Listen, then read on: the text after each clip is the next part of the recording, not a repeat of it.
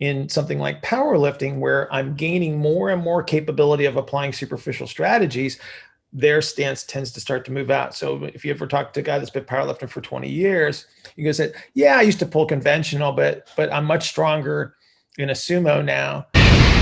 Good morning. Happy Wednesday. I have Neuro Coffee in hand, and it is perfect. All right. So today's Wednesday. That means that tomorrow's Thursday, which means, per usual, at 6 a.m., we will be on the Coffee and Coaches conference call. If you would like to join us, please do so. The link will be on my professional Facebook page just prior to the call. These calls have been great, so you don't want to miss out on that. All right, digging into today's Q&A. It's with Ben, and I've talked to Ben before. A very good human, came with some really good questions. We talked a little bit about mentorship on Monday, and we started off the call by talking a little bit about that as well with Ben. And he asked a really good question as to how mentoring has benefited me, because even though it seems that the intention is to benefit the mentee, the mentor benefits a great deal. So we talked a little bit about that, and then we went right into some technical stuff, which was really cool.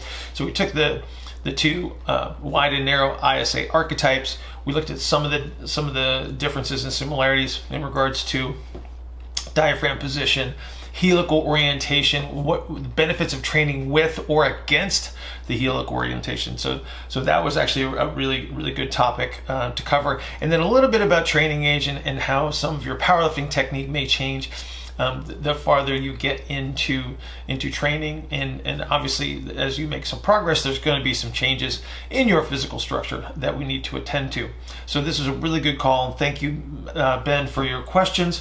If you would like to join me for a 15-minute consultation, please go to askbillhartman@gmail.com, askbillhartman@gmail.com. Put 15-minute consultation in the subject line so I don't delete it. We will arrange that at our mutual convenience. So I will see you tomorrow morning, 6 a.m. for the Coffee and Coaches conference call. Have a terrific Wednesday. I'll see you. We are recording. Timer has started. Ben, fire away. Okay, so you've talked a lot about mentorship and menteeship and its benefits in both directions for the mentor and the mentee.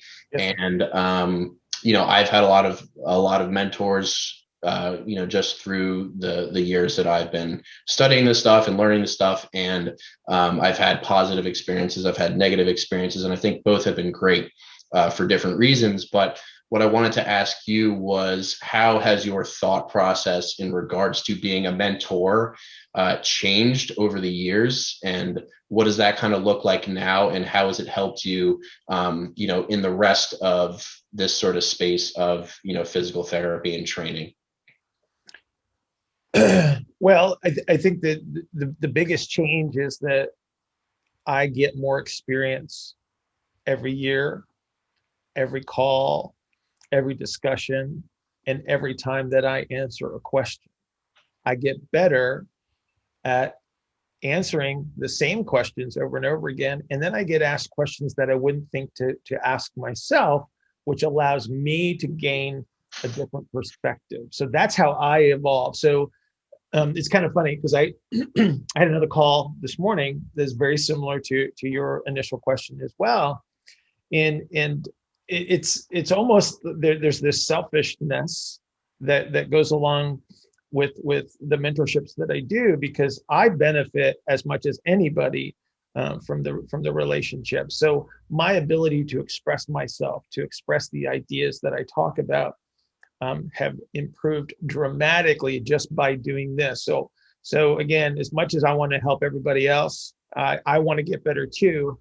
And so that would be the biggest difference, is that I'm taking full advantage of my ability to communicate with such a broad variety of people, because again, it's the questions that I wouldn't think to even ask myself, because maybe I think that I already understand it well enough, or one of the hardest things to do is to express things that are based on experience. And so a lot of times the questions that a mentee or anybody would ask helps me clarify information in my head or express it more effectively.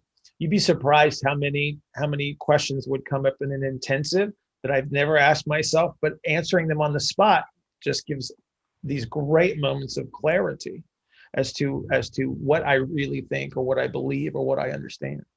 Mhm. Yeah, that makes total sense. And have there been times where, I'm sure there have been times where someone asks you a question and you're just like totally just, stumbling over your words, you don't know what to say, Right. and that can definitely be eye-opening. Sure. But maybe I'd like to hear about the last time that happened, if you or just any time that happened, and maybe what your process was from that point. Well, one of the things that is of value, and I've talked about this, I think, in some of my 16% videos, is that what people do is they tend to ruminate thought in their head, and there's tremendous value in expression, like actually talking out loud to express an idea, because when it becomes reality, it's a little bit easier to see and to understand. So either write it down to get it out of your head and make it real, or you express it out loud. So my wife thinks I'm a little bit crazy because I walk around the house talking to myself, and all I'm trying to do is figure stuff out, because that's how you do it. But there are plenty of times where I would have to just sit and say, I don't know.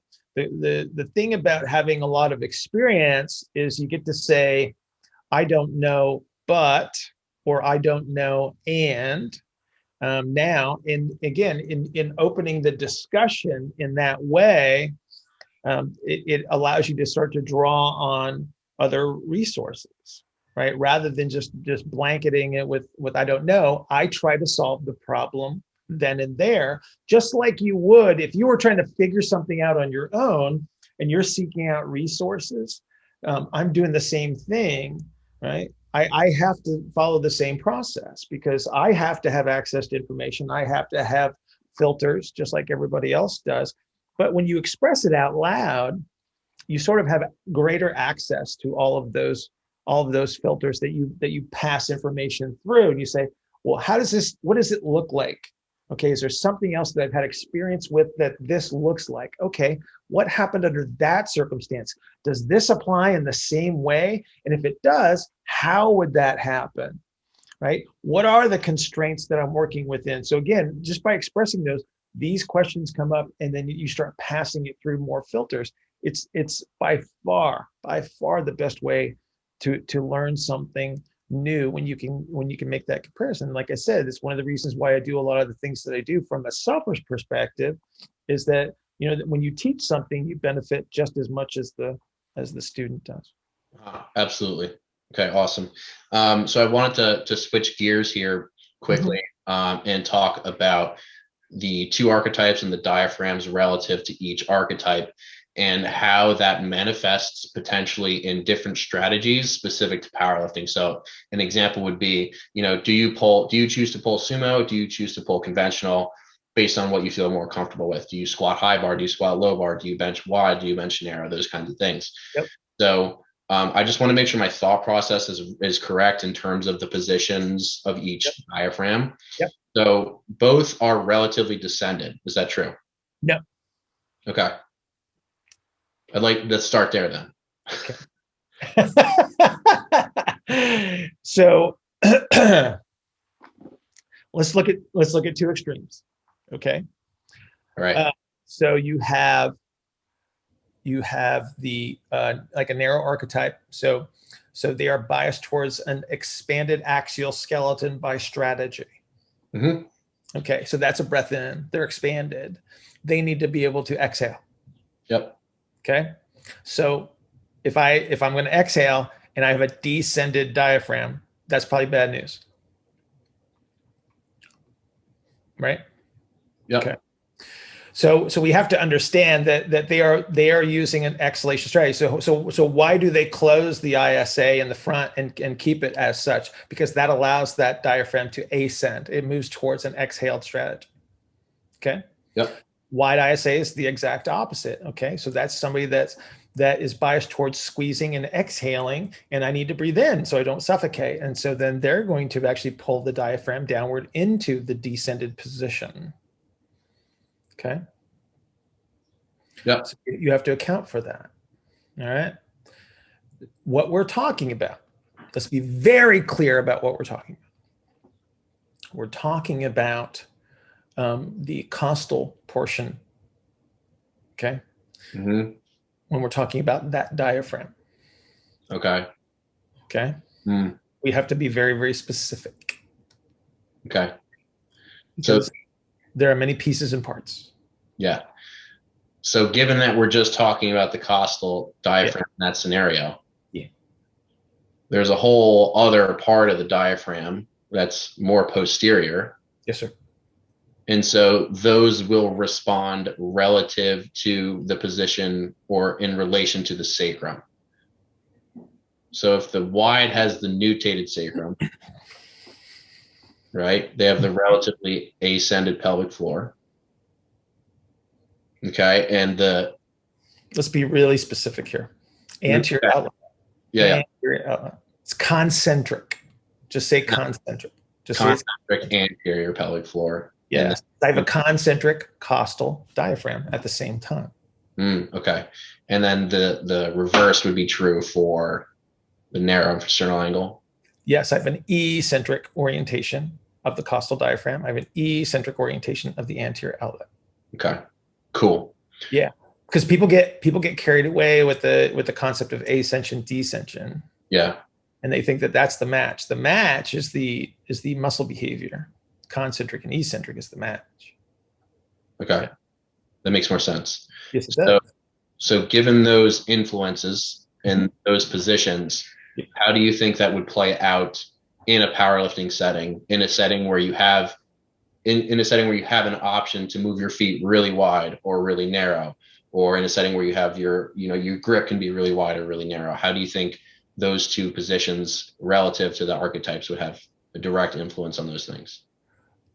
So number one, okay, so let's just say that we have our foundational archetypes. And so what we want to first talk about is a helical orientation, right? So a wide's helical orientation is going to be a more horizontal representation, okay? And so technically speaking, they're going to be biased towards behaviors that are going to be less rotation and more horizontally oriented. So they're going to be your low bar squatter, right? They're going to be biased towards more of a powerlifting style of a squat, right? Whereas you have a narrow whose helical orientations are more vertical, they're going to be oriented towards a narrower stance and a little bit more of an upright torso. Generally speaking, we're speaking generally here. There are exceptions on every level, okay? But that would be your first step in representation. When you start to apply superficial strategies that are creating anterior posterior compression on both archetypes, what's going to happen is you're going to lose the naturally occurring ER space that you would have when you have relative motions available. So we're taking away relative motions when we get superficial strategies. So what happens is that external rotation moves away from midline. Okay. And so I have a smaller ER space. And so what you'll tend to find is that no matter who we're talking about, the longer that they participate in something like powerlifting, where I'm gaining more and more capability of applying superficial strategies, their stance tends to start to move out. So if you ever talk to a guy that's been powerlifting for 20 years, you go say, yeah, I used to pull conventional, but I'm much stronger in a sumo now but the reason that they're much stronger in a sumo is because they can't even get into a conventional position anymore, because they don't have the skeletal shape anymore that allows them to even access that space. And so they move out. Okay. So again, what you're talking about more often than not is going to be associated with superficial compression strategies. Okay. Yeah. Everybody's going to move away from midline because that space doesn't exist anymore. Like there's nothing there. You cannot get there. Right. So regardless of wide or narrow, you're going to end up just pancaking. Everybody starts to move out. And again, there's going to be those people that are exceptional and they were born to be able to do this stuff. And so they don't change like most people do. Right. But they're down at the other end of the curve. Yep. Right. They're the exceptions to the rule, but the rule still exists. Like if I compress, I have to move outward. The people that can maintain their expansion under those circumstances, and they are there, they're superheroes, right? They are there. They don't lose that space, and so they can access it. So the guy that pops into my head is John Kuke. It's Kuc. He's an old lifter, like from like 1,000 years before you were born. He was like, when I was a kid, he was really strong, and he was a narrow stance, deep squatting power lifter, had the perfect structure for it, and never lost range of motion there, and was like ridiculously, like he's doing 700-pound squats back in the 80s, I believe, you know, which was just awesome to see. So, like I said, there are those people that can do that. Yeah, makes total sense. And I'm picturing in my head the people who are exactly like that now, because there are some, you know, high level powerlifters who represent that pretty strongly. Yeah. And again, as they evolve, as they get better at that activity, right? It's like the goal is to, if you're going to be if you want to be a successful powerlifter, like the exception or the expectation is that, okay, I need more adaptation. The question mark is like, okay, do you understand what adaptation we're talking about here? Right? It's more superficial muscle. It's more compression. It's more squeezing. And that means you're going to lose relative motions under most circumstances. Gotcha. Cool. This was very helpful, Bill. Thank you. You're very welcome. Do you have anything else? You got a little bit of time. I do. Yeah. Last call of the day, dude. Time. Huh? Yeah. It's luck of the draw. Luck of the draw. All right. We'll go with that. So I guess my follow-up question to that initially was in regards to training strategies, more from, because I know, you know, you've talked a lot about stance width and chopping angles relative to helical orientations and stuff like that. So that all makes sense to me. But if we're taking into account the fact that both of these archetypes ultimately end up in a very similar place, do we just kind of take that idea and not throw it out the window, but at the same time, it's like, if both of these people are really, really being smushed, it's like, how significant are the differences at that point? Or is this really just kind of like your N of one situation? It's okay. It's always N of one. So let's just take that aside, right? Okay, because you're always going to have that situation. But the thing that you want to think about is your step one for, like, let's just say we have two end game representations, one wide, one narrow. Because of the superficial strategies and their influences, we have to alleviate that first if relative motion is the goal. Right. And again, that's the question mark. It's like, is relative motion the goal? Okay. If it's performance related kind of stuff where we're talking about force production, it's like, we just know that we're going to be kicking on those strategies. We have to use them. But step one would be to alleviate the superficial limitations that are being applied if we're trying to restore relative motions. Then the helical angles become essential, because the greatest excursion in ranges of motion occur on the helical angle. So if I train against that, which is what powerlifting is, okay, just so you understand, powerlifting is training directly against the helical angles. It's like I'm going to be right in the middle, so to speak. So wherever this is, right in the middle is where I'm going to try to capture the force production, right? And so that's when the helical angles become even more important. So under many circumstances, we can speak generally in the attempt to increase the anterior posterior expansion, because ultimately, like if I superimpose all possible superficial strategies, everybody's using the same ones, right? The sequencing that I might use might be a little bit different, but ultimately, like I said, the intention is the same. I got to create anterior posterior expansion. Otherwise, I don't have any access to those helical angles. Right? I got to take those away first. Underneath all those, that's where the helices are represented. Okay. So that makes sense. So when you talk about, because I'm picturing, whenever I think about narrow versus wide and the helical angles, I think about the tubes or the syringes. That's like what pops in my head. So if we're thinking about this A to P compression and we're picturing the wider tube versus the narrower tube, what do the tubes end up looking like At the end? Yeah, at the end. So take a toilet paper roll. Okay. And smush it. Just take it between your hands and slowly close it up. Okay. That's it, right? So again, it's like that pressure goes directly against the helical orientation. Mm. So instead of having this nice roll that will go back and forth between your hands, you go like this and it turns like this. And that's orientation, which means that everything's moving together. So I no longer have the ability. So when helices move relative to one another, they twist and they compress, and then they open and they expand. That's what relative motion looks like. Okay. Mm-hmm. If I squeeze it and I can't twist it anymore, now they do this. Mm. So we make a little joke. It's like rolling a refrigerator. Yeah. Okay. Yep. That gives you that nice little representation. It's like literally that's what you've created. You've created two flat sides that you're just flipping it over. Okay. Okay. How'd we do? We did great. Awesome. All right, Ben. Appreciate you. Hey, yeah, I understand. We already had the running gag of what you got in hand, right? Yeah. All right, man. All Have right. a great day. Thank you, Bill. You too. All right, see you.